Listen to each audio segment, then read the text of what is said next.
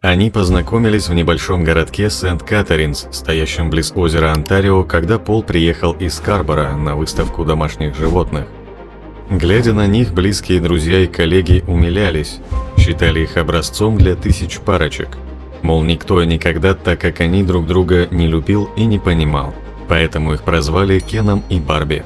Через несколько лет полиция задержала Пола, а следом и Карлу. Совершенная пара сначала изнасиловала и убила младшую сестру Карлы, а затем похитила подростков-школьниц, которых они поработили, изнасиловали, подвергли пыткам, а потом убили, записывая все происходящее на видеокамеру. Преступления Пола Бернарда и его супруги Карлы Хамолки были одними из самых ужасающих и противоречивых в истории Канады.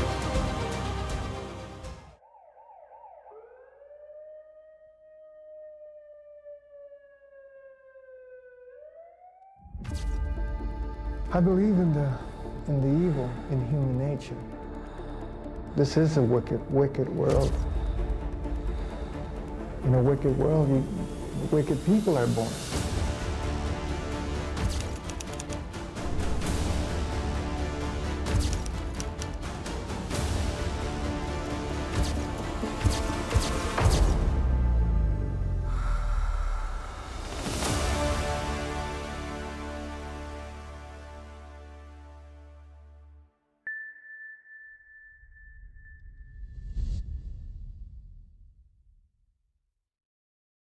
Пол Бернардо. Бернардо родился в 1964 году в Скарборо, округ Онтарио, Канада, и был младшим из троих детей Кеннета и Мэрилин Бернардо.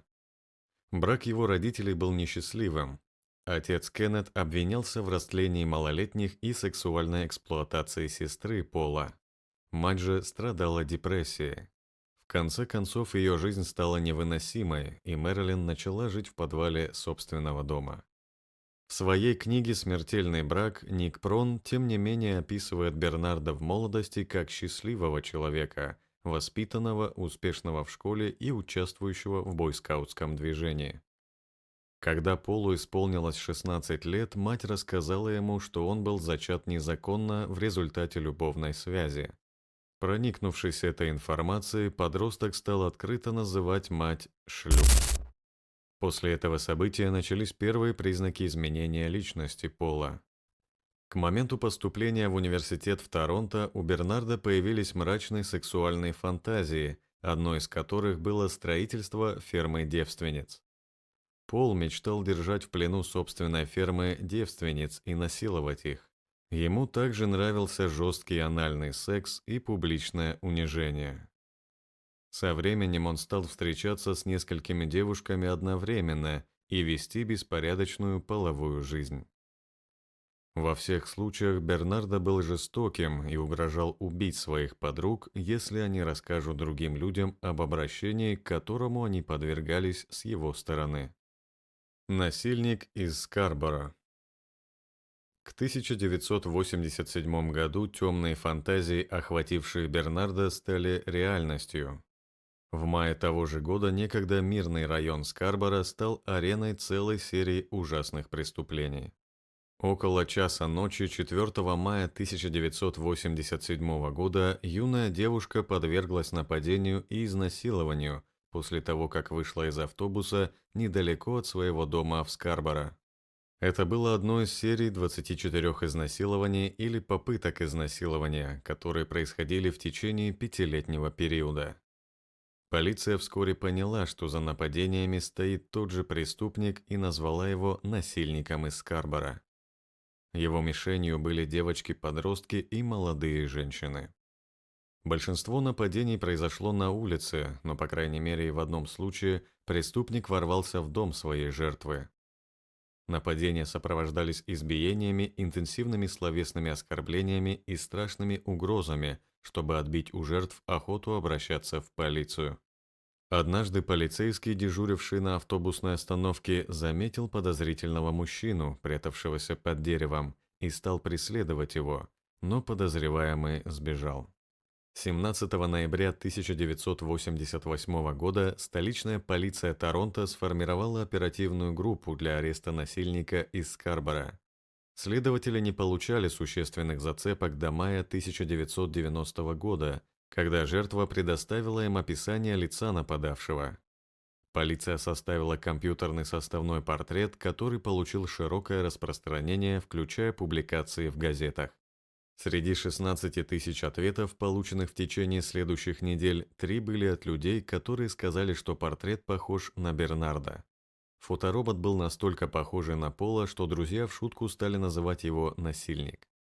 Следователи дважды допрашивали Пола, но пришли к выводу, что он не является вероятным подозреваемым, но в порядке вещей взяли образцы его волос, крови и слюны для анализа ДНК на соответствие образцам, найденным на одежде жертвы изнасилования.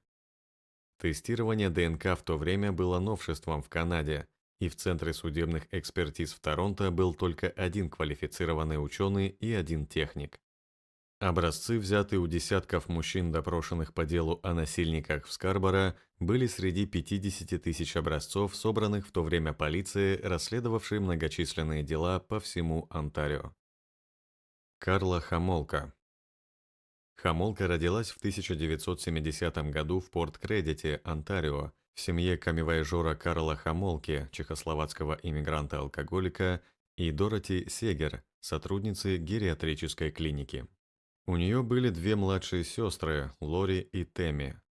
Карла была способным ребенком и хорошей ученицей.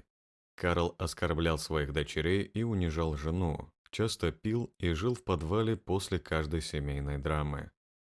Однако, когда брак Карла пошатнулся и он завел любовницу, жена предложила заняться сексом втроем и жить вместе. С юных лет Карлу описывали как упрямую и властную, неспособную идти на компромисс с другими детьми и всегда готовую высказать свое мнение взрослым.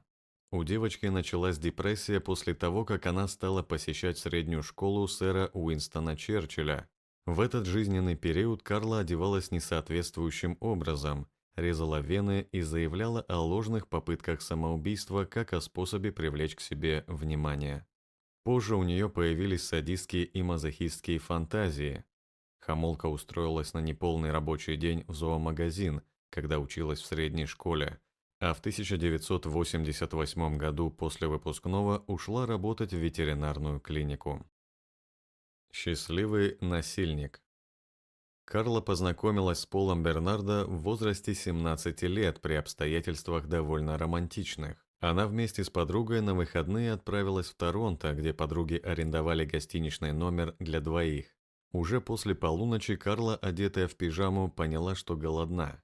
Чтобы заказать сэндвич, она позвонила в ресторан, но ей ответили, что доставки в номера уже не будет. Ресторан закрылся.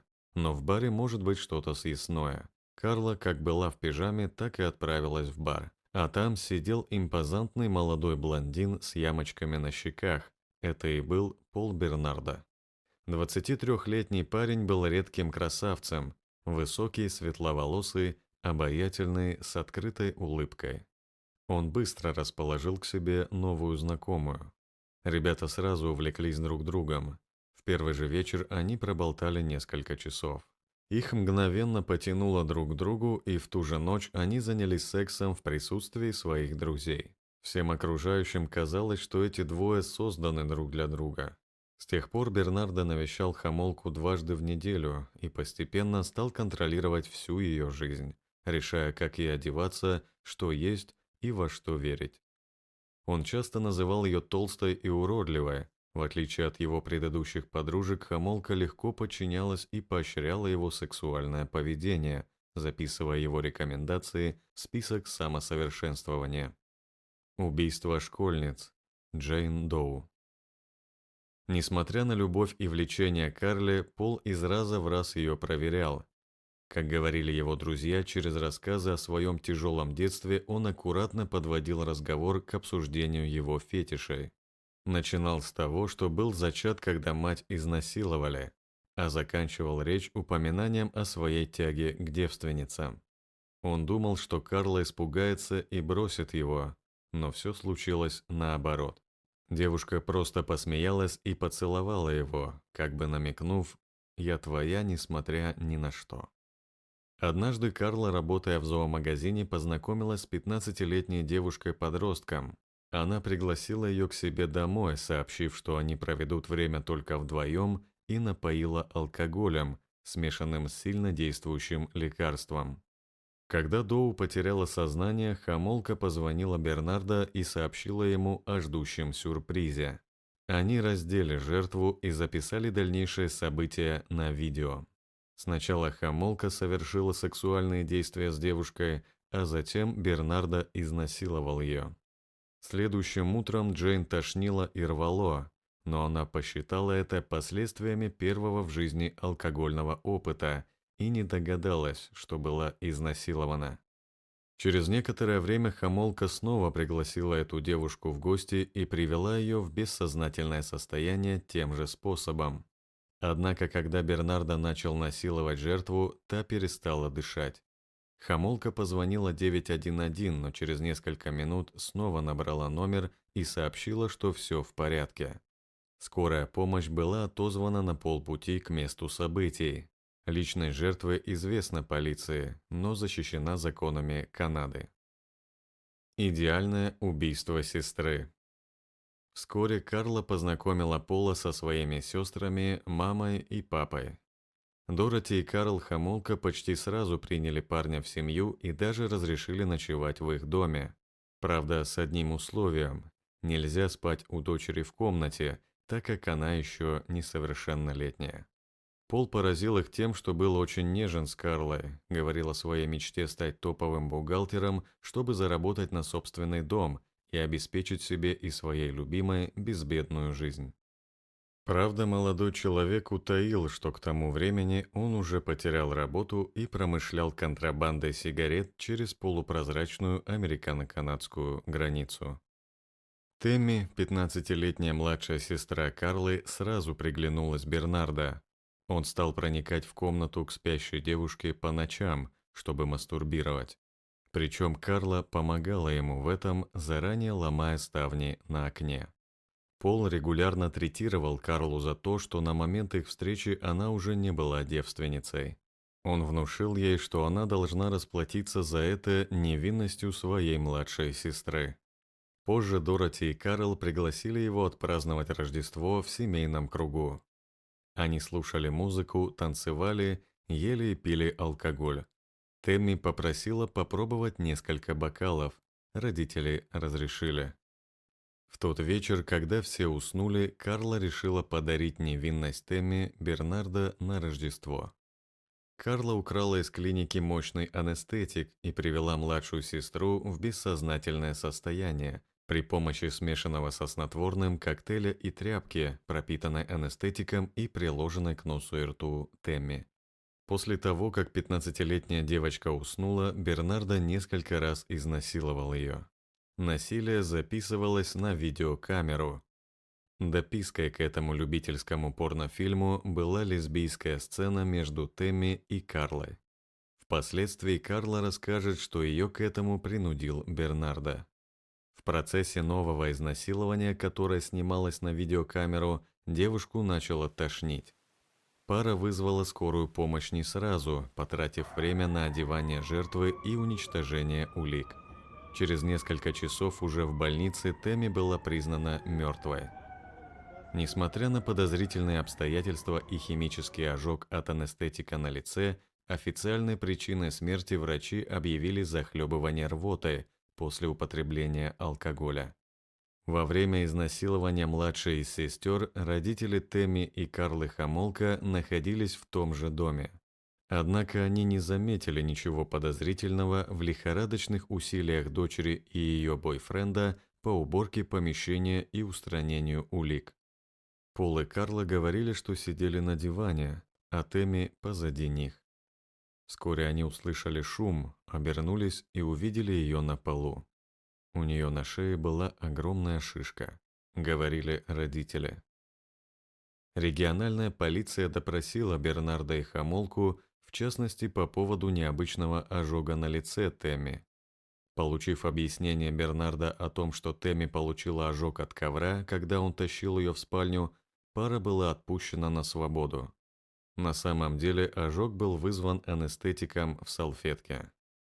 Убийцы на этот раз отделались испугом, и эта смерть сыграла необратимую роль в самоутверждении преступников. Она не остановила порочных желаний, а наоборот, прибавила решимости и вселила убеждение в безнаказанности.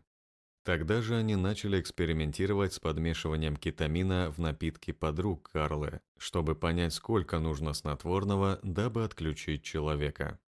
На одной из вечеринок девушки заметили, что на дне бокалов есть осадок белого цвета, а эффект от алкоголя не такой, как обычно. Они сказали об этом Хамолке, но она ответила, что ее парень идеален, а они – глупые девушки, которые наговаривают на красавчика из зависти. Свадебный подарок. 1 февраля 1991 года Бернардо и Хамолка переехали в бунгало в Порт-Далхаусе, Онтарио. За 2 недели до свадьбы 15 июня рано утром Бернардо заметил в Берлингтоне, штат Онтарио, 14-летнюю Лесли Махафи, которую родители не пустили домой в качестве наказания за позднее возвращение с похорон. После краткого общения она попросила у Пола сигарету, но тот надел Лесли на глаза повязку, затолкал в машину и отвез к себе домой за 53 километра, сообщив Хамолке, что теперь у них есть игрушка. Они вместе изнасиловали девушку, одновременно слушая музыку и снимая происходящее на камеру, а также применили к ней пытки. Лесли плакала и просила Бернардо прекратить издевательства, а тот принуждал ее к канальному сексу. В какой-то момент повязка соскользнула с глаз жертвы, и это определило ее дальнейшую судьбу. Видео, снятое преступниками, было показано во время суда над ними. В течение суток девушка подвергалась изнасилованиям, после чего на следующее утро она была убита. По показаниям Хамолки, ее электрическим шнуром задушил Бернардо. Сам он утверждал, что это Карла заставила жертву принять летальную дозу лекарств. Тело Лесли положили в подвале, после чего Пол расчленил ее циркулярной пилой, залил куски цементным раствором и сбросил в озеро. Они поженились 29 июня спустя полгода со дня похорон Тэмми. Те, кто говорил им, мол, как можно устраивать пир после всего 6 месяцев с даты смерти Тэмми, получали ответ в стиле «нужно жить дальше». Тогда в 30 километрах от места, где Пол и Карла играли свадьбу, местный житель Билл Грэнган нашел на дне озера Гибсон несколько бетонных кубов. Один был расколот, и из него что-то торчало. Мужчина ткнул по блоку веслом, и вода стала окрашиваться в красный. Билл присмотрелся и увидел человеческую ногу, руки, ступни и голову.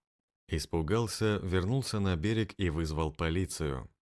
Через час туда приехали несколько нарядов, водолазы и журналисты. Мы считаем, что эта девушка, молодая девушка, ей может быть от 14 до 24 лет. В блоках оказались забетонированы останки тела ребенка. На следующий день мужчина обнаружил плавающий в воде человеческий торс. Это была 14-летняя Лесли Махафи. Ее родители заявили об исчезновении девочки 15 июня. Пока полиция проводила расследование убийства Махафи, Пол и Карла Бернардо проводили медовый месяц на Гавайях.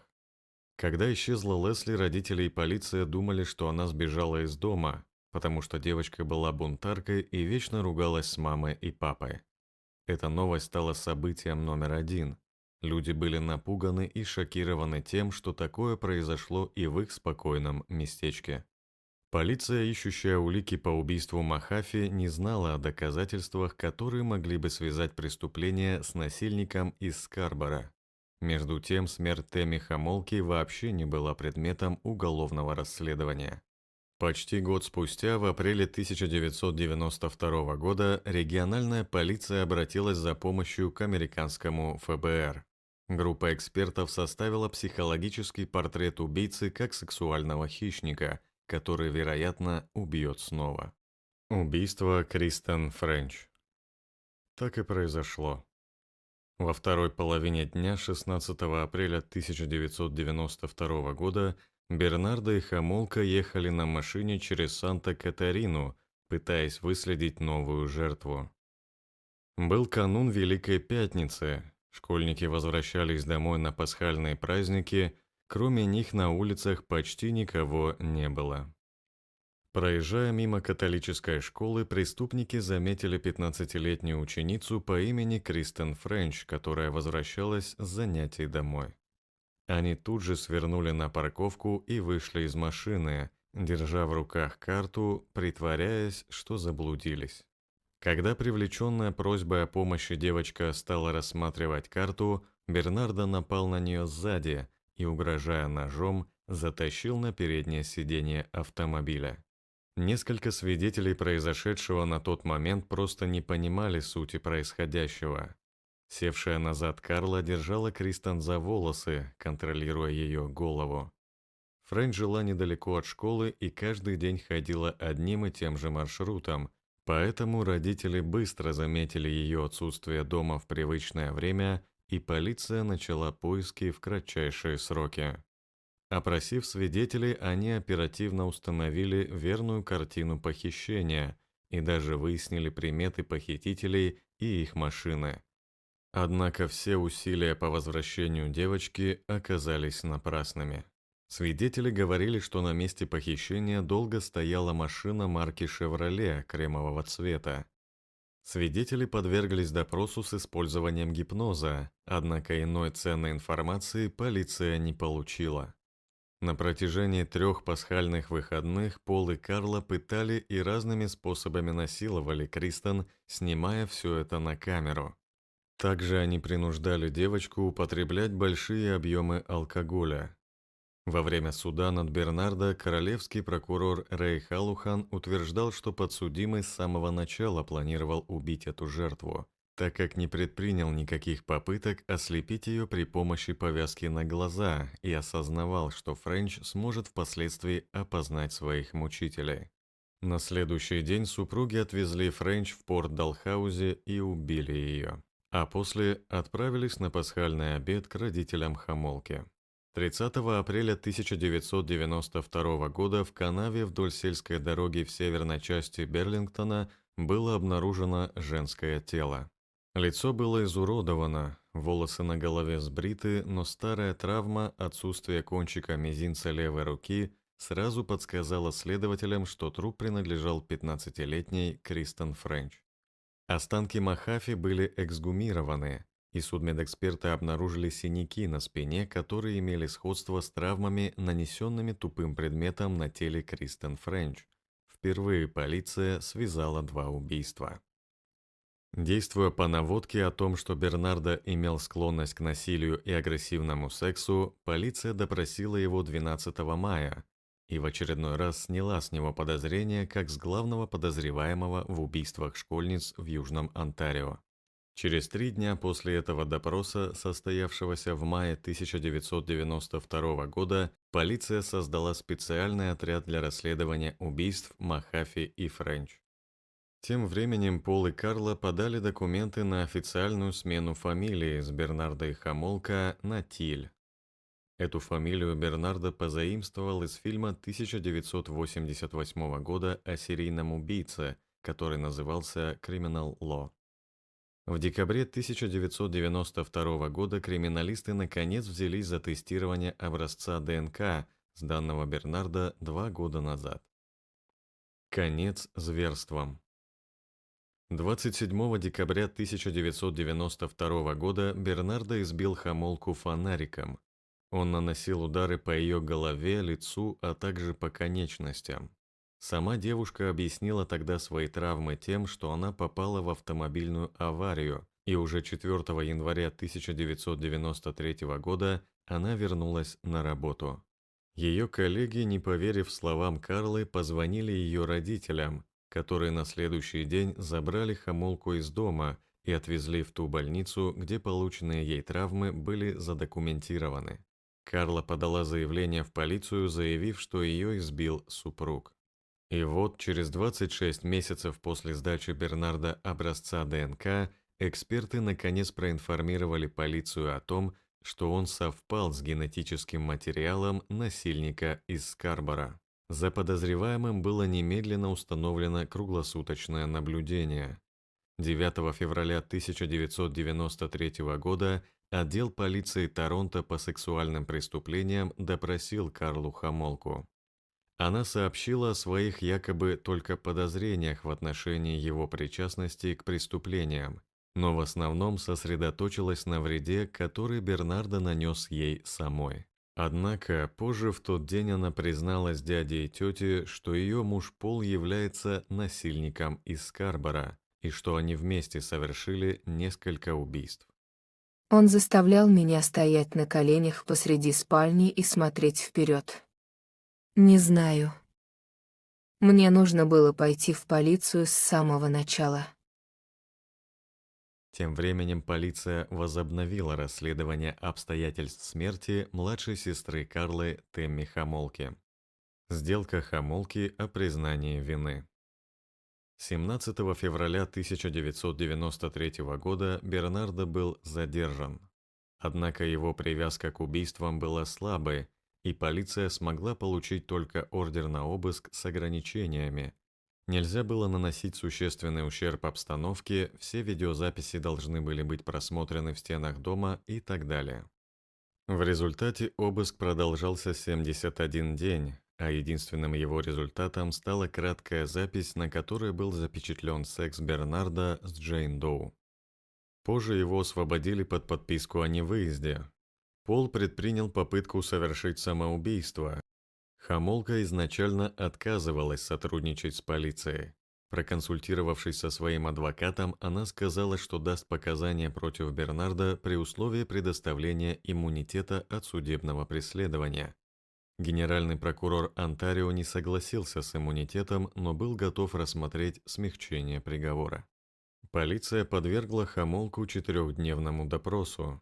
Она обвинила Бернардо в смерти своей сестры, рассказала, как Бернардо похитил Махафи со двора дома девочки и как они с мужем заманили Френч в свою машину на стоянке. Она сказала, что обеих девочек использовали в качестве сексуальных рабынь, прежде чем Бернардо задушил их до смерти. Во время очередного допроса она называла Пола ублюдком, мразью и животным, обещала сделать все, чтобы его посадили, потому что он не заслуживает жизни среди людей. Хомолка также сообщила полиции, что Бернардо признался ей в совершении 30 изнасилований и назвала его счастливым насильником. В итоге в 1993 году полиция нагрянула в гости к Полу. Его ДНК совпала с образцами ДНК, найденных на теле одной из жертв. 12-летний приговор. Желая обеспечить право Бернардо на справедливый суд, власти наложили запрет на публикацию деталей расследования. Запрет был поддержан адвокатами Хомолки, но не Бернардо. Последние утверждали, что Карлу уже успели представить публике как жертву, а не соучастницу мужа, и запрет таким образом послужит закреплению этого ложного мнения. СМИ предсказуемо пытались оспорить запрет. Звучали также голоса людей, считавших, что слухи нанесут правосудию больший вред, чем публикация реальных доказательств. В 1995 году состоялся суд. Бернардо обвиняли в 2 убийствах. На заседаниях демонстрировались видеозаписи, сделанные супругами во время издевательств над похищенными. Процесс активно освещался иностранными журналистами, в том числе американскими газетами и телеканалами, на которых не мог быть распространен запрет на публикацию деталей, продолжавший действовать в штате Онтарио. 1 сентября 1995 года Пол Бернардо был признан виновным в убийстве 2 девочек-подростков – Лесли Махафи и Кристен Френч, и получил максимально возможную меру наказания в Канаде – пожизненное заключение. Также Бернардо получил статус опасного нарушителя, делающий его будущее досрочное освобождение из тюрьмы маловероятным. Интересы Карлы в суде защищал Джордж Уолкер, благодарный ей за то, что она ухаживала за его больной собакой. Он убедил обвинение пойти на сделку, дабы получить полную картину преступлений а присяжных же в том, что Хомолка была лишь несчастной запуганной жертвой мужа-садиста. Суд вынес решение в пользу Карлы. Сделка была заключена. Хомолка отправилась в тюрьму на 12 лет. Позже полицейскими были обнаружены новые кассеты, на которых Карла вела себя уже не как жертва, но как полноценная соучастница преступления. Начиная с 1995 года в связи с делом Бернарда и Хомолки в полиции штата Онтарио было проведено большое внутреннее расследование, к которому привлекались и судебные органы. В результате следования рекомендациям последних штат изменил некоторые полицейские практики и обзавелся системой регистрации преступлений. Бернардо содержится отдельно от других заключенных.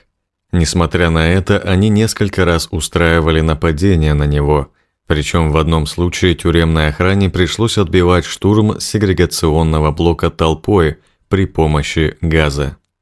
В 2006 году адвокат Бернардо заявил, что его клиент признался в новых преступлениях, в основном совершенных в 1986 году, за год до начала его официальной криминальной карьеры. Также его подозревают в серии изнасилований в штате Нью-Йорк, США, и, возможно, некоторых убийствах. В 2006 году Бернардо в интервью заявлял, что изменился и считает себя хорошим кандидатом для условно-досрочного освобождения. В сентябре 2013 он был переведен в новую тюрьму в связи с закрытием старой и ныне содержится в городе Бас, штат Онтарио. Пол Бернардо получил право на условно-досрочное освобождение на день в 2015 году и на полное в феврале 2018. Он рассказал на заседании комиссии о том, что каждый день плачет. Сотрудник конвойной службы, давая характеристику заключенному, сообщил, что тот всегда пребывает в хорошем настроении и имеет прекрасный аппетит. Его ходатайство как о дневном, так и о полном условно-досрочном освобождении было отклонено комиссией по условно-досрочному освобождению Канады всего после 30 минут обсуждения. Как опасный преступник, Бернардо, скорее всего, никогда не выйдет на свободу. Пол по-прежнему сидит в тюрьме и пишет книги. Одна из них про русскую мафию, британских шпионов и американских наркоторговцев. Карла на свободе. Хомолка была освобождена в 2005 году, переехала в провинцию Квебек, снова вышла замуж и родила сына. В 2007 году канадская пресса сообщила, что Карла вместе с мужем и ребенком теперь живет на Антильских островах, изменив свое имя на Лин Тил. Однако позже, в 2012 году, журналисты заявили, что обнаружили Карлу в Гваделупе, живущей под именем Карлы Барделе вместе с мужем и 3 детьми, притом работает учительницей в школе. После того, как репортеры расшифровали добропорядочную школьную учительницу, Карле пришлось уволиться и перебраться к новому месту жительства. Некоторое время семейка путала следы, переезжая с одного острова Вест-Индии на другой, но журналисты следовали за Карлой по пятам. Поскольку такая жена создавала проблемы мужу, тому пришлось с ней расстаться. В 2017 году журналисты отыскали Карлу в городке Шатогуай, расположенном к югу от Монреаля. Карла вновь демонстрировала тягу к детям, приводила на показ младшим классам свою собаку, принимала участие в организации детских экскурсий. После того, как местные жители узнали, кто проживает по соседству, в общине началось беспокойство. К полиции обратились с предложением рассмотреть вопрос о перемещении ее на жительство в другое место. Психологический портрет. ФБР составило досье на насильника из Скарборо и убийцу школьниц в 1988 и 1992 годах соответственно.